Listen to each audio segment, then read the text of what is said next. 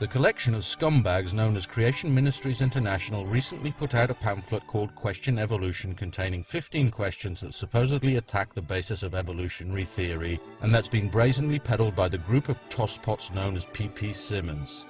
Lapkind77 has organized a collaborative response from a collection of excellent YouTubers, and this is my contribution. Please check out the video description for links to all the other users and their responses, and consider subscribing to them. I'm responding to question 5, and this particular piece of crap goes like this. How did new biochemical pathways which involve multiple enzymes working together in sequence originate? Every pathway in nanomachine requires multiple protein enzyme components to work. How did lucky accidents create even one of these components, let alone 10 or 20 or 30 plus at the same time, often in a necessary programmed sequence? Evolutionary biochemist Franklin Harold wrote, "We must concede there are presently no detailed Darwinian accounts of the evolution of any biochemical or cellular system, only a variety of wishful speculations." It really is difficult to express the number of levels on which this question fails. In fact, it's so loaded with ignorance and misinformation that it wouldn't surprise me if at any minute it collapsed under the gravitational field generated from the sheer weight of stupid that it contains. Of course, none of this comes as a shock, since the question originates in part from the despicable YouTubers known as ppsimmonds, who I've demonstrated time and time again in previous videos are nothing but dishonest, dishonorable purveyors of vile and disgusting lies. The fact that these con artists are now teamed up with the equally reptilian group known as Creation Ministries International to produce this pamphlet of extra glossy toilet paper perhaps explains its unusually intense concentration of crap. With that said, I'll now explain why this question fails in every way imaginable, and why you'd be better off not reading the rest of this document and instead putting it to much more productive use. Firstly, the question itself commits the logical fallacies of the arguments from ignorance and personal disbelief. This again is no surprise, since this faulty reasoning is a favorite approach of most creationists. The fact that the questioner is unaware of how such biological pathways may have evolved says absolutely nothing about whether they did or not. It only speaks to their colossal ignorance on the subject and/or their willingness to blatantly lie about it. In fact, just the most cursory of searches in the scientific literature reveals dozens of peer-reviewed publications in exactly this field. So while creationists might consider this to be a deep and intractable mystery, it seems that the professionals who've dedicated their lives to training and working in these areas do not.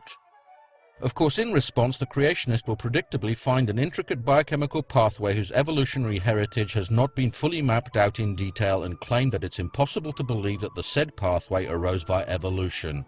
The creatard's incredulity at this possibility once again has no bearing on the truth content of the claim, but again, this is a typical creationist tactic.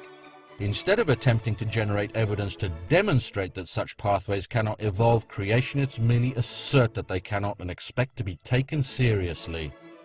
Secondly, the implication that such metabolic pathways arose solely by lucky accidents clearly demonstrates either an Olympian level of dishonesty from the creationist, or that when it comes to evolutionary biology, he can't distinguish his gluteus maximus from his articulatio cubitae.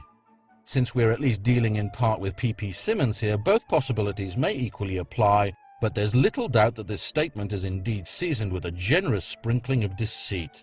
In reality, no scientist claims that evolution is a random process, because the random element of mutation is shaped by the distinctly non-random process of natural selection, something which professional liars like these are determined to ignore. I've personally pointed this out to PP a number of times in my rebuttals to the seemingly endless torrent of verbal sewage emanating from their YouTube channel, and yet they seem to be intent on ignoring this critical linchpin of evolutionary theory and instead propagating their grotesque mischaracterization of it. Thirdly, it's perhaps understandable why the idiot asking this question can't understand how multi-step pathways arose at the same time, because creationists are the only ones who believe that complex biological systems can pop into existence ex nihilo, fully intact and functional. Their inability to distinguish their belief in magic from the tenets of evolutionary biology therefore only serves to highlight the sheer magnitude of their intellectual atrophy. Of course, such systems didn't appear fully formed, but evolved gradually by discrete steps that built on pre-existing metabolic functions to provide competitive advantages to their organisms. We've observed the appearance of such discrete functions in the present day, both in the laboratory by the development of the ability to utilize citric acid as an energy source in bacteria grown under the appropriate selective pressures, and in the wild by the appearance of novel enzymes capable of allowing bacteria to utilize nylon oligomers as carbon sources. Furthermore, in the latter case, this evolution has not only been replicated in the laboratory, but two new and distinct nylonase enzymes have been identified in one bacterium in the wild, therefore clearly showing the evolution of a two-step pathway in barely one human lifetime. With such demonstrable and empirical evidence in hand, how big a leap is it really to imagine the evolution of more complex pathways over periods measured in billions of years? Fourthly, this argument also hints that evolution of sequential pathways is impossible because such systems are irreducibly complex.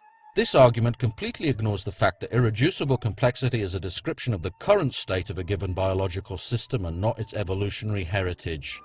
For example, consider a cell that requires two compounds, A and B, from its environment to survive. A new function arises that allows the cell to convert A to B, and since A is abundant and B is not, the cell gains a competitive advantage and the function is propagated in future generations. Imagine now that the cell loses the function to take up B. Since it can still produce B from A, the loss of function mutation is silent and may eventually become fixed in the population due to genetic drift. At this point, the metabolic pathway of A to B becomes irreducibly complex, but of course has not always been so. These concepts aren't very difficult to understand, and yet creationists absolutely refuse to recognize or acknowledge their existence, and instead insist on building their ludicrous straw men and attacking weaknesses in evolutionary theory that simply aren't there. Because at the end of the day, they're simply not interested in the truth, only in affirming their own pre-established and absolutely immovable position. Finally, if you happen to be a creationist with a genuinely open mind or someone who's undecided on the matter, I'd like you to consider the quote from Franklin Harold given at the end of this passage. While at face value it does indeed seem damning, notice that it begins with a lowercase w and yet doesn't indicate any preceding text with an ellipsis.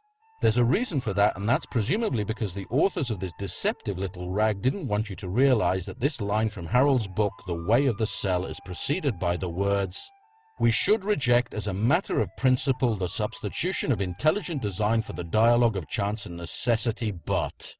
This putrid and foul quote mine should quite clearly demonstrate that these individuals are willing to plunge neck deep into the sewage of their own making in order to perpetuate their filthy little lies, and underscores the dishonesty and ignorance I've been pointing out throughout this video.